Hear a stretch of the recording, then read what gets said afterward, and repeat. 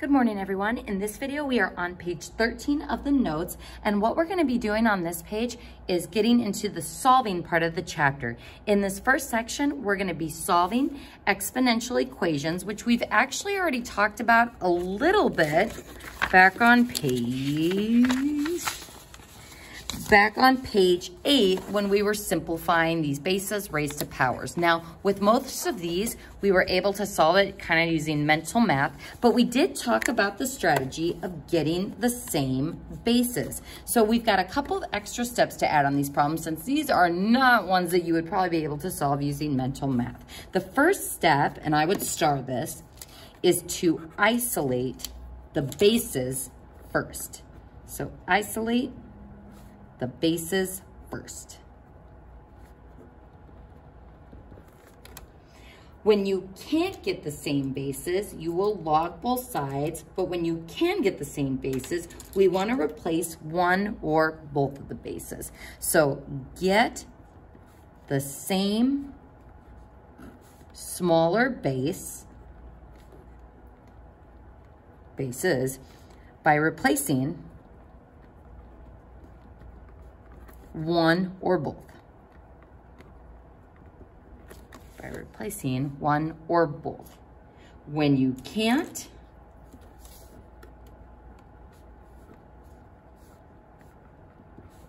you'll log both sides.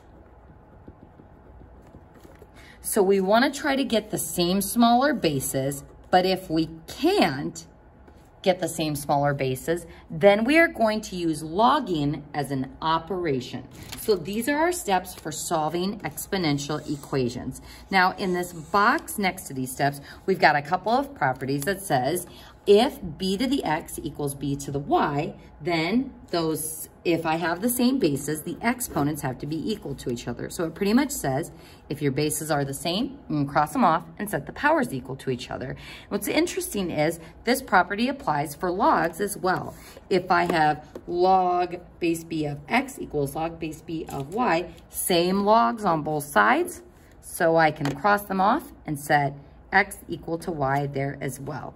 Now, your base needs to be greater than 1. It can't be equal to 1 there because 1 to the 30th power could equal 1 to the second power because 1 to any power is equal to 1. So the powers could be different. That's why we have those rules on our bases. So folks, we're going to go ahead and jump right into number 1. And again, notice that these are all exponential equations. How do I know they're exponential? Well, because our variable is in the exponent. So exponential equations have a variable in the exponent, just like exponential graphs have a variable in their exponential equation. So first, I identify this as an exponential equation. Next, we want to try to get the same bases. Now, sometimes students look at this and they go, can't I just square the 7 to make it look like a 49? Well, folks, if you square one side of an equation, you're going to have to square the other side. So squaring 7 turns into 49, but then 49 would turn into 49 squared. So I'm not using an operation on both sides. Instead, I am replacing the bases. So we're replacing one or both bases. So can I replace 7 with a smaller base? We cannot. So 7 is just going to stay 7. To the 3x plus 4. Can I replace 49 with a smaller base? The answer is yes. We can replace 49 with 7 squared. So I haven't changed the value of anything. I'm just replacing 49 with the same thing that it is equal to, 7 squared. And then I've got that floating power of 2x plus 1. Now, before you start crossing off the 7s, we're first going to need to do bam and power up that 2 by 2x plus 1 by multiplying and distributing those powers. So make sure you distribute to both parts of that binomial power, which will give you 7 to the 4x plus 2. And then on the other side, we still have 7 to the 3x plus 4. So using that rule from above, if I have 7 to the something equals 7 to the something, then we can cross off those bases, and those somethings or the powers have to be equal to each other. So 3x plus 4 equals 4x plus 2. Well, now I have a ground level equation that we can solve for x. So no more bases, no more exponents, just a regular old algebra 1 equation. So subtract 3x, which will give you x on this side, and then minus 2 will give us 2. So x equals 2.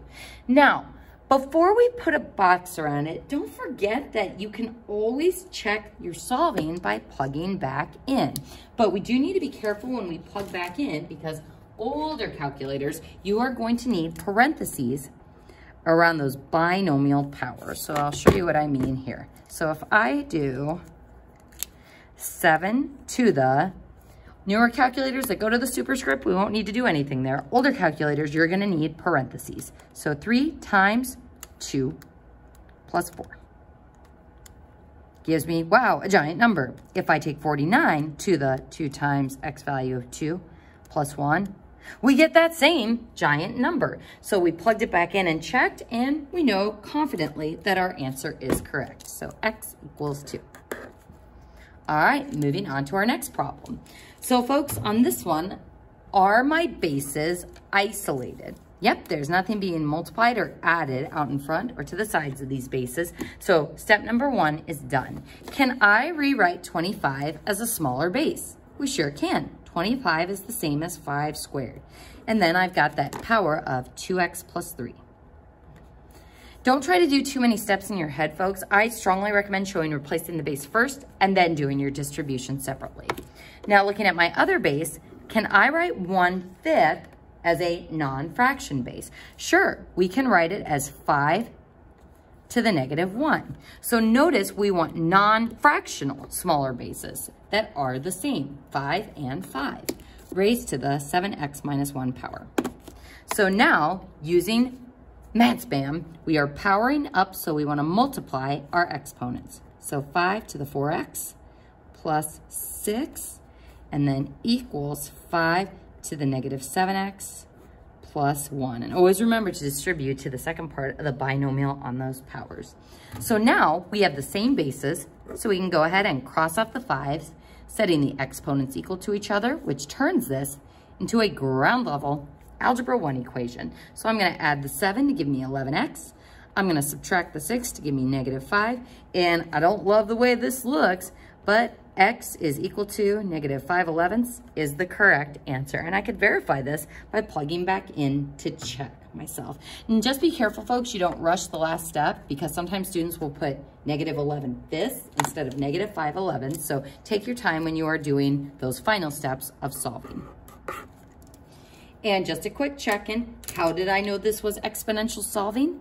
Because my variable is in the exponent. And how do I check myself? Making sure we enclose those binomial powers in parentheses.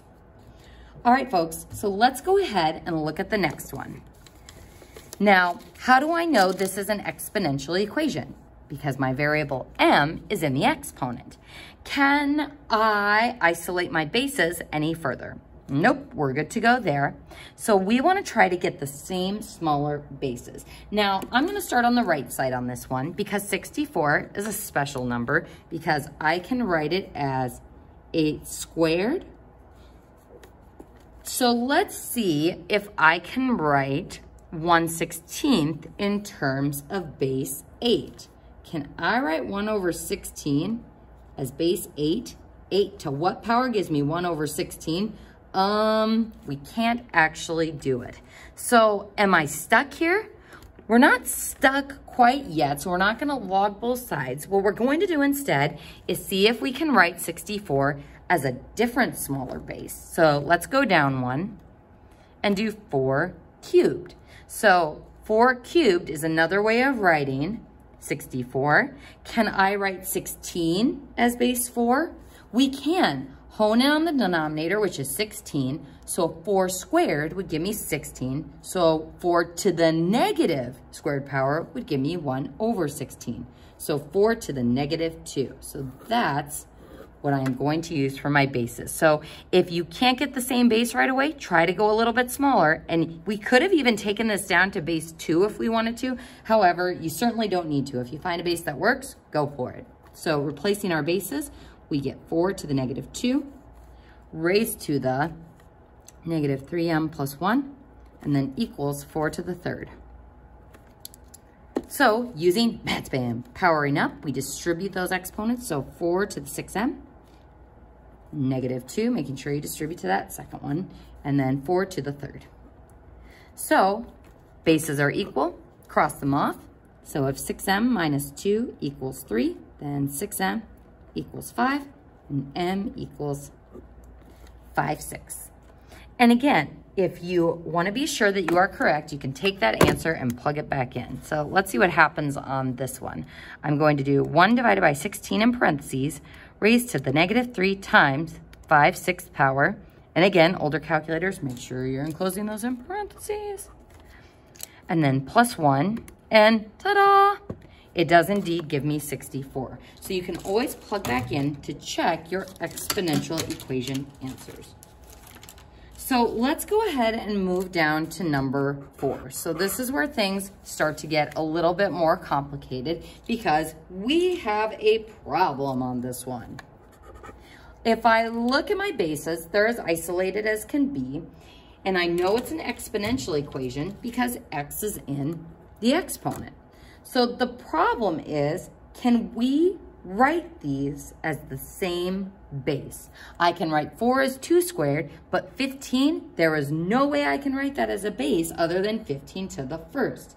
So this is where we are going to use logging as an operation. Now, I want to remind you, if you're like, what? I thought logs were just a way of rewriting exponential form. Just like square roots are a way of rewriting fractional powers, x to the 1/2, can I use square rooting as an operation? Sure. If x squared equals 4, square root, and x is equal to plus or minus 2. So it's a way of rewriting exponential form, but it is also a way to solve.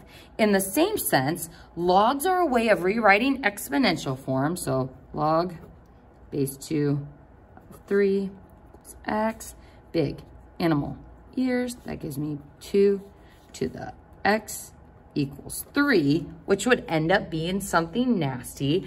But what we're going to find is that if I wanted to solve that equation, we can use the common log as an operation. So just like square root is my most frequently type of square root radical that we encounter, the common log is our most frequented type of log encountered, especially in our solving aspects. So what we are going to do when we can't get the same bases is we are going to common log both sides. So log of 4 to the x equals log, common log, of 15. Now, if you're looking at that going, Mrs. Cairo, I'm not really seeing what that did for us. Our equation just went from being exponential to now looking logarithmic, and it still looks awful, and we still can't solve it.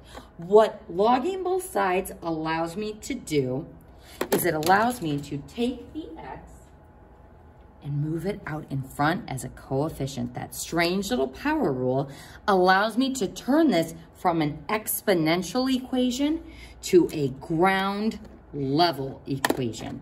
So now I have x times log 4 equals log 15. How do I solve for x? We divide both sides by log 4. And x is about, because you're going to find we get a decimal here. Now, when we go to type this in on our calculator, sometimes students are like, can't we condense this to be log of 15/4? Isn't it like less work if I put it in that way? Folks, these two things are not equal. It's not division in the answer part. It is division of the entire log. So you can't do this. So you can't do this. So just make sure that when you're logging as an operation, you type it in on your calculator exactly as is. So using your common log button right next to your 7, common log 15, make sure you end your parentheses, divided by common log of 4. and we get x is 1.953. And we're usually going to carry it to 3 decimal places. So there will be some rounding involved, so make sure you know your rounding rules. But typically on any inexact problems, we're going to carry it to 3 decimal places. Now, if you're like, well, that nasty decimal, it'd be nice if I could check myself. We can. If you plug that back in for x, if I use the stored value on my calculator, it's telling me, yep, that is indeed 15. And if I use my rounded answer, we can see that it is absolutely close to 15. So we'll be off a little bit because of the rounding, but using the stored answer is a great way to check yourself. Now, if you're looking at this going, well, I wasn't sure about moving the power out in front as a coefficient and using this log as an operation thing, it just doesn't feel right. So I want to show you one more thing before we move on to the next problem. A lot of times after students see this problem, they look at something like this and they completely lose their heads. They say, oh, I've got x, I'm just going to move it out in front as a coefficient. So x times 2 equals 8 and x equals 4. Folks, this is not legal to do. I can't just move that exponent out in front of the 2 because there's no log there. As soon as I put a log in front of both sides, log of 2 to the x equals log of 8. As soon as I introduce those logs, I am allowed to use this property and move it out in front as a coefficient. And folks, you should know that this isn't right because 2 to the 3rd power should give me 8. So it doesn't work legal-wise and it doesn't work accuracy-wise either. We know that that is wrong. But by having that log there, when I go to solve for x, I take common log of 8 divided by common log of 2. And again, I can't simplify that to be log of 4. So common log 8, end your parentheses, log 2, and ta-da, it equals 3. And just to prove to you that you couldn't simplify that to be log of 4, oh yeah, that gives me something entirely different. So you can't simplify that log expression. You just type it into the calculator exactly as is. So I can't just move exponents out of their exponent position, folks. I have to have logs out in front before I can use that property. So let's keep that in mind as we look at number 5. So first, is this an exponential equation? Yes! Our variable is in the exponent. Now, what's tricky about this one is our bases are not isolated. I've got 10 to the 6x and 45 to the 1st, but then I got this other base of 9 that's being multiplied by 10. So folks, how am I going to isolate that base 10? We're going to divide both sides by 9. So goodbye 9. And I get 10 to the 6x equals 5. Now, it's really frustrating, but can I write 10 and 5 as the same base? I can't, because 5 squared gives me 25, which is too much more than 10. So I can't get the same bases. So this is where we log both sides. And it's pretty much saying, hey, I can't solve this exponential equation. I need to move that exponent to ground level so that I can solve it. And the only way we can do that is by having log out in front of the expression. So now this changes to 6x log 10 equals log 5.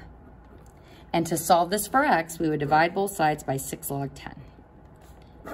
Now, folks, it's very important when you type this in on your calculator that you include parentheses. So we're going to put a note by this one that says your calc needs parentheses, or else it's going to do log 5 divided by 6 and then times log 10.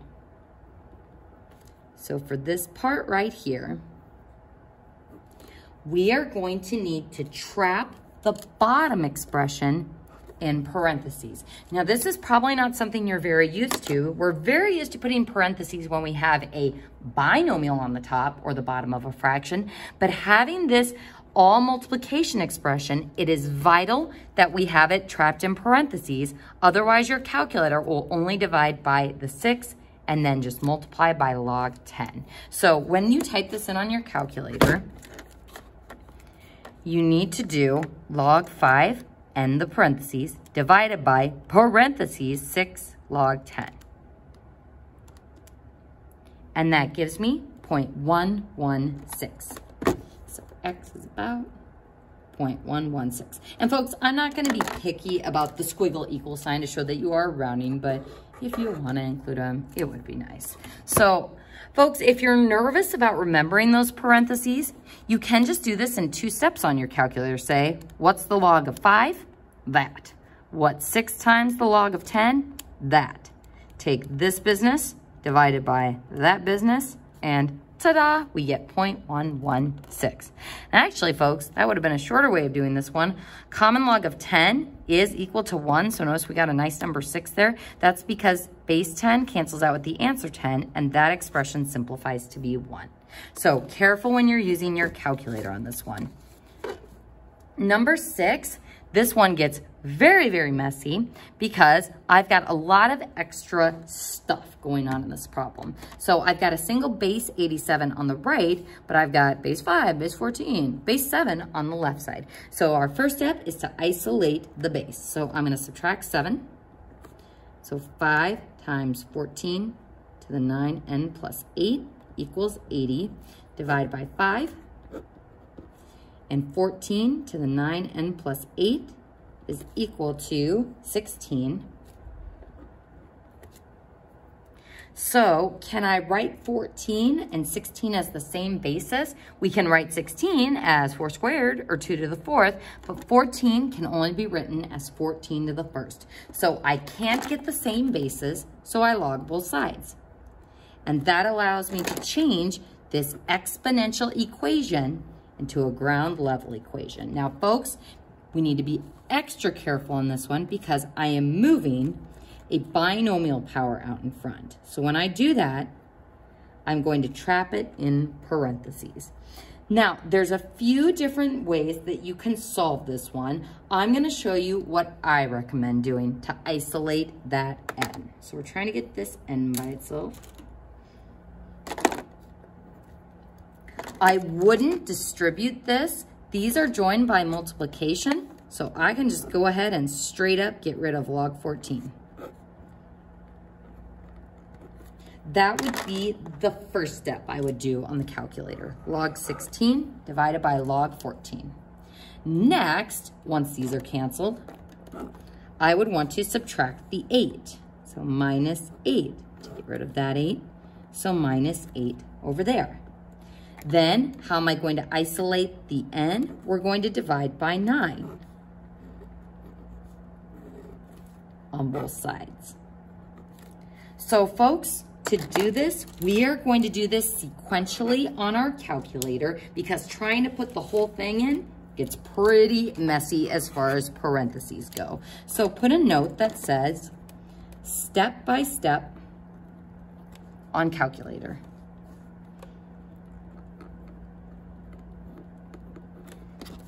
So I'm going to do exactly that. I'm going to do log 16, end your parenthesis, divided by log 14. There's step 1. Then I'm going to subtract 8, step 2. Then I'm going to divide by 9. And that gives me n is about negative 0.772, rounded to 3 decimal places. And that is our final answer. So, solving exponentials and using logging as an operation. Lots of new stuff on this page. Our next order of business is the change of base formula. Now, this is a nice shortcut to know for calc, but it is just a shortcut for logging both sides. And it's also a workaround for getting non-log base 10 or log base e equations in on your calculator. So folks, before I show you the change of base formula, I will want to go down to number 7 and show you what this would look like if we didn't have the change of base formula. So if I asked you, what is log base 5 of 7? What would we do? How do we solve a single log equation we put it in exponential form. So we think of the elephant with his big animal ears. So our base is 5, our exponent is x, and our answer is 7. Now, we have put this in exponential form, so is there an easy way for me to get 5 and 7 to be the same bases? No. So same as we did in the problems above, we're gonna log both sides. That's gonna allow me to change this from an exponential equation to a ground level equation, as in my variable is at ground level. Sure, it's still got that log stuff, but x will be out of that exponent position. Now, we are going to divide both sides by log 5 to isolate the x. And x is equal to common log 7 over common log 5, which on our calculator is 1.209. So that is what log base 5 of 7 is equal to. What the change of base formula says, if you have log base b of a, you can take log of the answer number divided by log of the base number. So log, common log of the answer, divided by common log of the base. So if I look at this log expression, log base 5 of 7, if I wanted to use the change of base formula on this, we would do log of the answer. Notice it's common log of the answer, so common log 7 divided by log of the base, so common log 5.